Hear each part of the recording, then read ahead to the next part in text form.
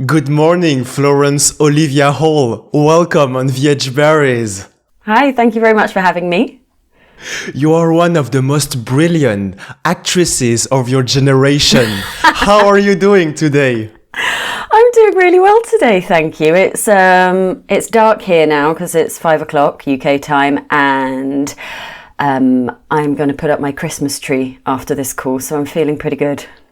Absolutely, Florence Hall, because I saw that last year you actually cut it, your Christmas tree by yourself. I did. And actually, my partner is out there with a friend doing it now. I couldn't fit it in because I've been so busy. So he is currently in a Christmas tree forest somewhere, cutting down a Christmas tree with the help of the dog. And yeah, he'll be bringing it home over his shoulder.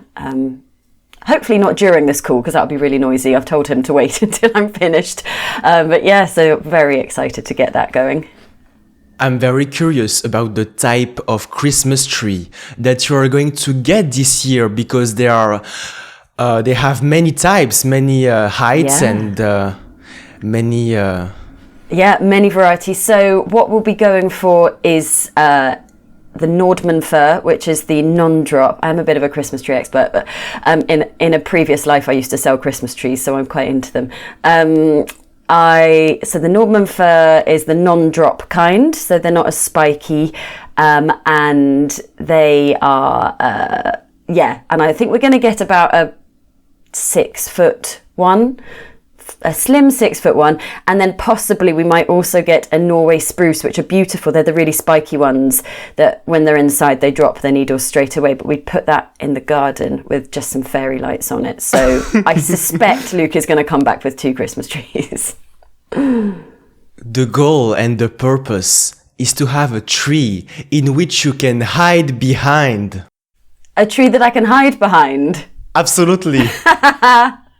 I know it's a London flat. I don't think we've got quite enough space for that here, sadly. I would love, Florence Hall, to discuss about your current project going on in streaming platforms and theater, because there are multiple releases right now. Yeah, it's been November's been a busy month on the release front, starting with The Princess Switch 3, which came out on Netflix on the 18th of November. And yeah, it's done really well. I can't actually quite remember now where it's ranked on Netflix. I think at one point we certainly hit number 2 with The Princess Switch 2, which was the first one that I was in. I think we got to number 1 on Netflix globally, which was incredible. So that's been very exciting. And then about 10 days after that, Queens of Mystery came out on Acorn TV in the UK. It'll be out in the US in the new year. But yeah, so it's been amazing. I've sort of been, and there's such contrasting shows, such contrasting characters that it's been, I feel you can probably see in my face, my brain's been whirring as I sort of try to remember, jumping from one to the other, chatting about them. But it's been incredibly exciting. Yeah, so The Princess Switch 3 is, for viewers that don't know The Princess Switch, they are Netflix Christmas films that star Vanessa Hudgens, who's a brilliant actress and performer that kind of shot to fame in High School Musical movies. And she plays multiple characters, so it's a sort of a Parent Trap type situation where 2 people look the same and they swap identities and fall in love and hilarity ensues. And when I joined the cast in for the second movie is when Vanessa came back as a third character who was sort of the baddie, and Ricky Norwood and I, so Ricky and I play a double act, Reggie and Mindy. We were sort of like the comedy villains, so it's sort of in the vein of our writers and directors were really inspired by the comedy villains in sort of Disney movies, so like in Home Alone or in 101 Dalmatians. So you've got these baddies that keep messing things up and they think they're smarter than they actually are, and so we got to have a lot of fun doing that. And then in this film, we come back because the Queen needs our help with stealing back a precious diamond, a precious star that has been stolen just before Christmas Eve. So it actually turns into a heist movie, which I think is just the most brilliant and hilarious combination. A Christmas movie meets heist movie. So we've got a lot of zip wiring and running across rooftops and hacking into computer systems and all of that. And it's really fun. It's a really wonderful film to be a part of. Florence Hall, it is all about contrast, because between Matilda and Mindy, there is only one common point, the first letter M. Yeah, actually, both, because it's Mindy Sloane and Matilda Stone. So apart from the fact that their names are virtually identical, yeah, you're right, they couldn't be more different, which is a real treat, I think. A lot of the time as actors we do end up playing quite similar roles. You know, people see you in a certain way, you kind of get into a bit of a typecast, which isn't always a bad thing. I know that we'd all love to play a real variety of roles, but essentially we all just want to work. So if you end up playing similar roles, you play similar roles. But to bounce straight from that kind of brash and over-the-top comedy villain role to playing Matilda, so playing a detective who's very thoughtful, she's very considered, she's very smart, she puts everyone else before herself, so whereas Mindy, all she wants to do is get rich and have material wealth, and she doesn't care who she tramples on to get there. Matilda actually has, you know, she sacrificed a lot of her personal life in pursuit of her job, in pursuit of being a detective, solving crimes, being there for her three aunts who brought her up. And it's, a very, very different type of role. Absolutely, and in the series called The Princess Switch, you are the character wearing the best sunglasses. They are so good, aren't they? Those sunglasses, I actually need to drop another message to our producer, because mostly at the end of a film or a shoot, there's a costume sale. And so I had my eye on so many things, but actually us main cast, we weren't allowed to buy anything until the movie was picture locked, which was, took many months later. But now all of our costumes are in some storage container somewhere, and our producer was then in, I think, Prague for then the 6 months after that. And I want those sunglasses, and I want my sparkly trousers that I wear in it, because they'd be perfect for Christmas parties. I'm sure he's got much better things to do than open up his lockup and let me go and loot the costumes. But I'm gonna have to get on his case about it, because I need those sunglasses and I need those trousers. If I understood correctly, Florence Hall, you mean that you are in the fight to take back the sunglasses? Yes, I am. I need them. I was promised that I could have them once the final edit was done. It's obviously done. The show's out. They can't do any reshoots now, so I need to go and save them from the lockup. And yeah, hopefully in the summer you'll see me walking around the streets of London in those Mindy sunglasses. You also need to make some experiences by putting them on the nose of your sausage dog. Yes.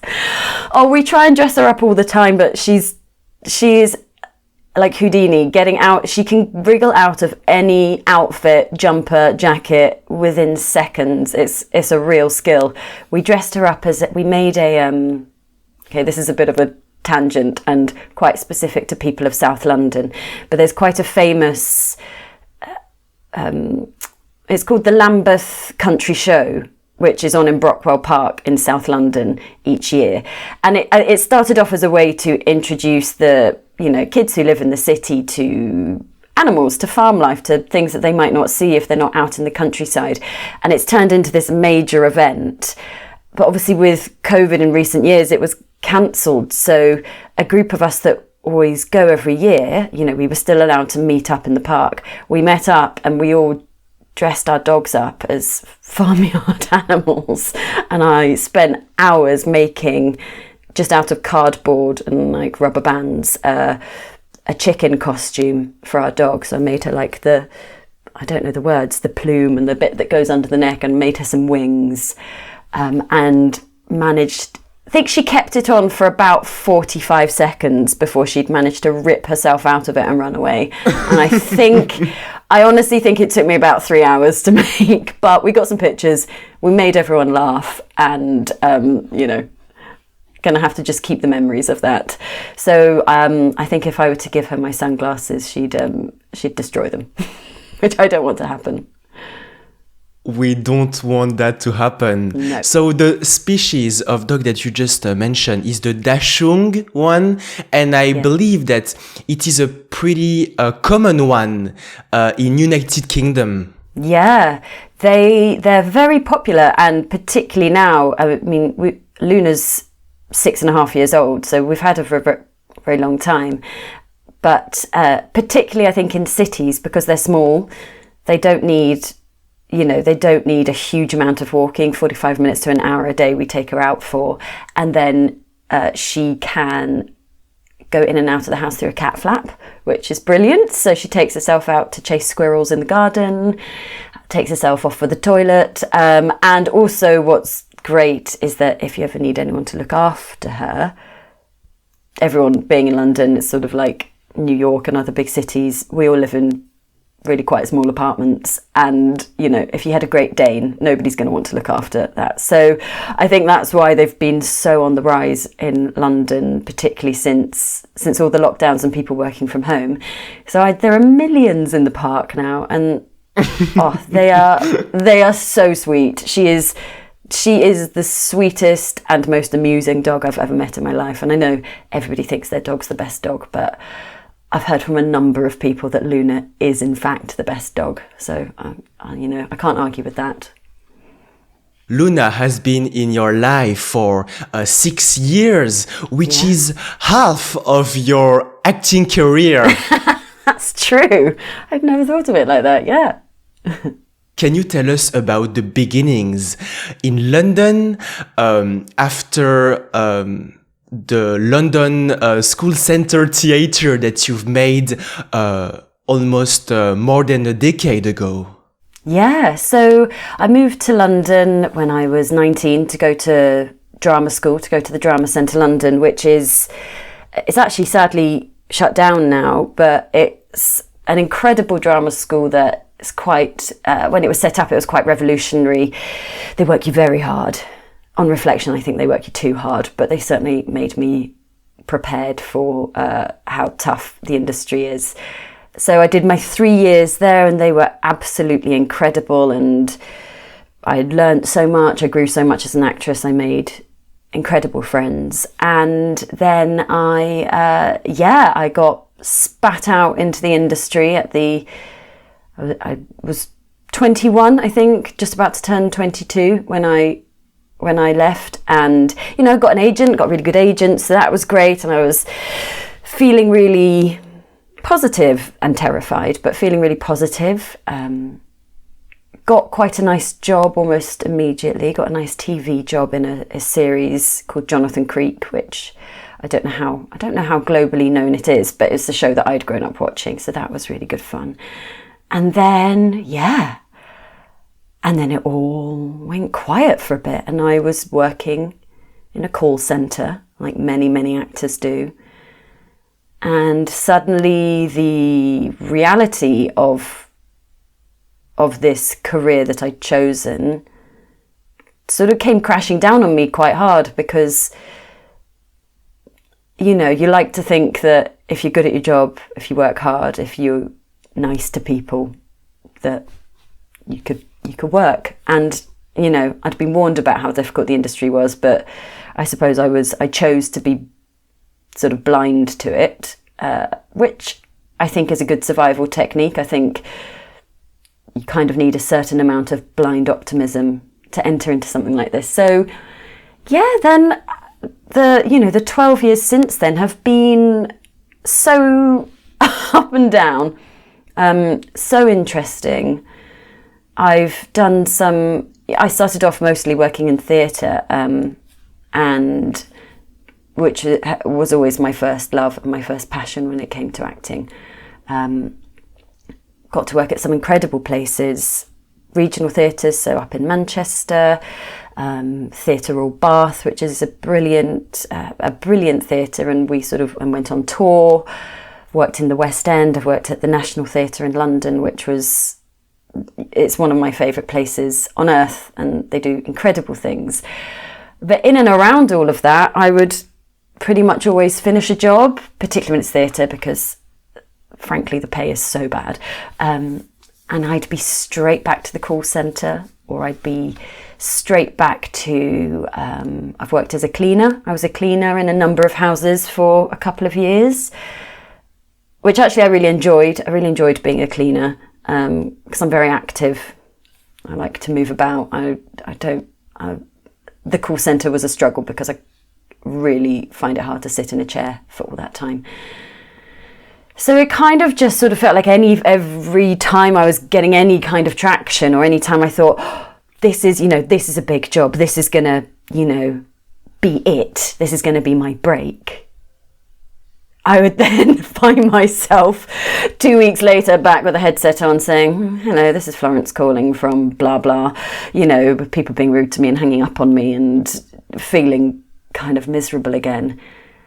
But over the years, I've learnt that is the job of being an actor.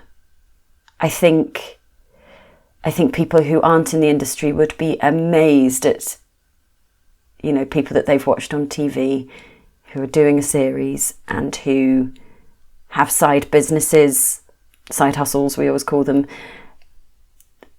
All sorts, they might do something like work in an office, temp work. They might have developed another business. A lot of actors are also personal trainers.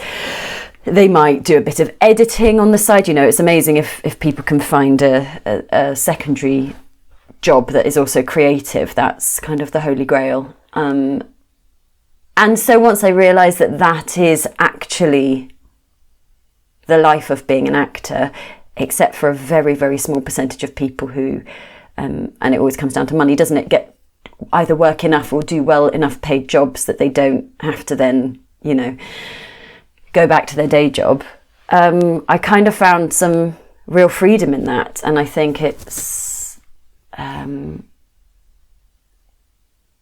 there's also some real joy to take from it. I have met so many people that I wouldn't have met had I only ever worked as an actor. Our job as an actor is to understand the lives of all sorts of other people and to know what it's like to walk in their shoes. And if the only shoes you've ever walked in are those of an actor, I think it really narrows your creative pool, your creative outlet. So now that I've embraced the truth of being an actor, I can find incredible satisfaction from character studies and that finding myself in bizarre situations where I think, oh my goodness, how am I here? And this is I'm sort of really going off on one now, but when I worked for a company as a telemarketer, they had a little pool of actors and we were all the telemarketers because we're quite good on the phone, we're quite good at relating to people, we're confident, all of that. So that's why actors end up doing it quite a lot. And the company started doing really well, and they had a thing that if they hit, I don't know what the financial target was, but if they hit a certain amount of profit, or I don't know how businesses work, but if they hit it, then the company was taking the entire business to Ibiza for the weekend, and they were paying for it. And they hit the target, and so we were all asked, do you want to come to Ibiza for the weekend? All expenses paid. And we thought, I don't know, corporate trip to Ibiza, this could be really bad. But then a few of us thought, yeah, come on, let's do it, let's see what it's like. And so I went on this trip, and it was sort of gross and hilarious, and just witnessing a sort of that kind of culture was an eye-opener, and I'm so glad I did it. And in no other, I don't know many actors that have been on a corporate holiday to Ibiza, but it's something that I have drawn on so many times with character observations and study. So it's just things like that. If you can find the joy and hilarity of the situations that we find ourselves in just to try and earn a few quid and make ends meet, then you're kind of onto a winner. Which doesn't mean to say that I'm always delighted when I'm not acting. I would much prefer to be acting all the time. But if you want to spin it into something good, that's kind of the way I've found that I can really live a full life as an actor, and not just waiting for the phone to ring, not just waiting for somebody to finally say yes, you've got the job.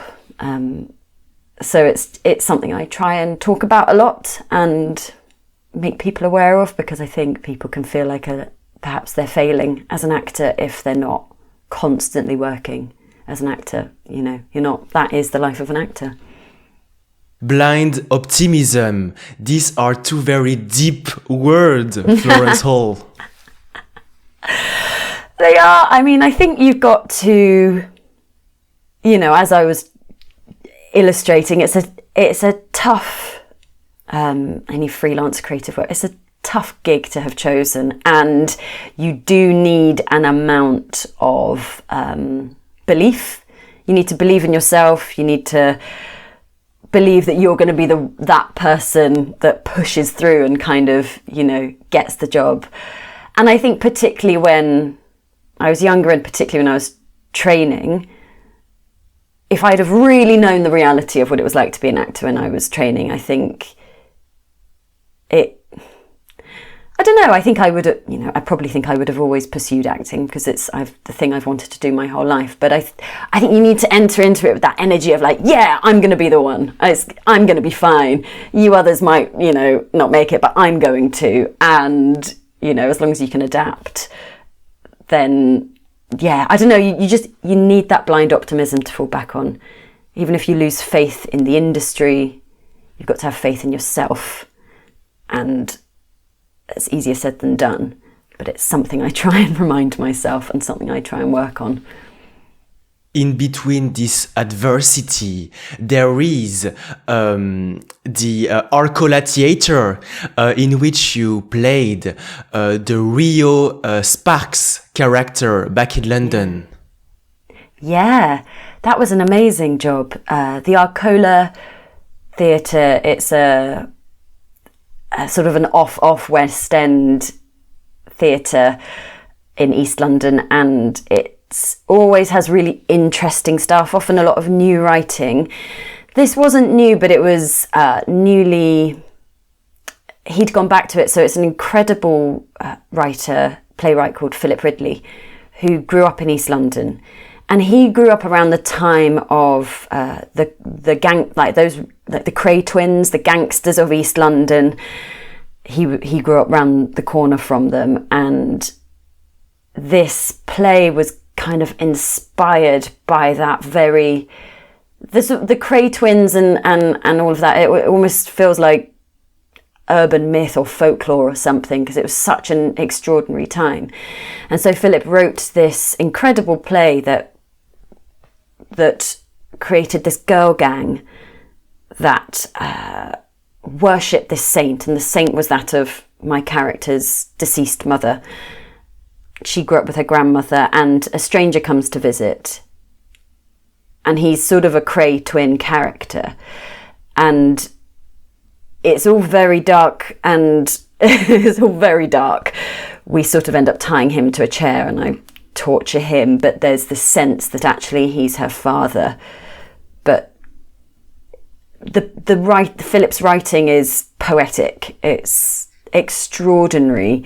So on the one hand, I'm playing this very hardened, virtually psychopathic character, but then I'm also doing this incredible sermon to Saint Donna with the most beautiful imagery, and it was such an amazing combination of things, and it was a role. To be honest, I didn't think I'd get the job. I read the script and I thought, I'd love to play this. I'm never going to get it. So I just went for it in all the audition, and I turned up kind of in sort of in costume, hair back and hoop earrings, and just thought, what's the worst that can happen? And for some reason it worked, and I got the job. And yeah, there are, like I was sort of saying earlier, it is rare to play a character that isn't very close to who you are, really.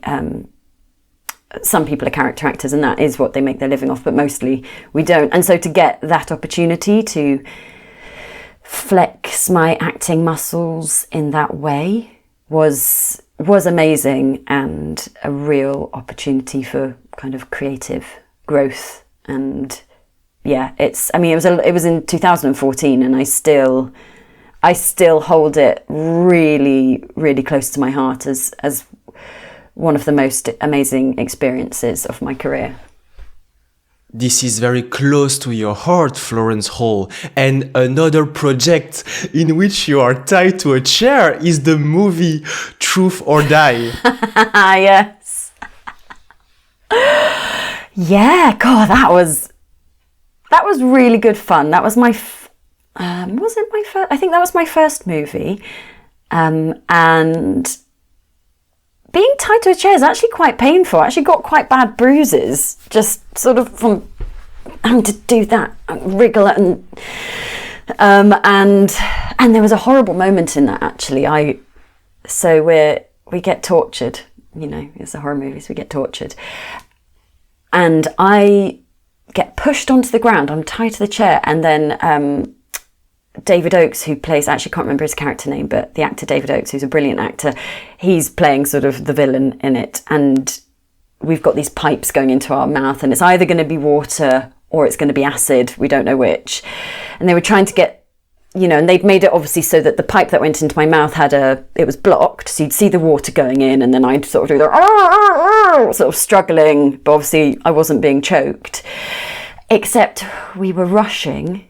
It was classic film set, last shot of the day, we've got to get this, we've got no time, just need to get it done. So I get shoved onto the ground, get the pipe put in my mouth, and we start it, and I realise that the block has come out, and there is actually water pouring into my throat and choking me.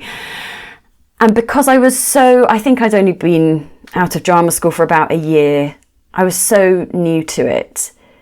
This would never happen now. I'd pull, I'd stop. But I thought, no, we've got to get the shot. I can't be the one that's responsible for this going over.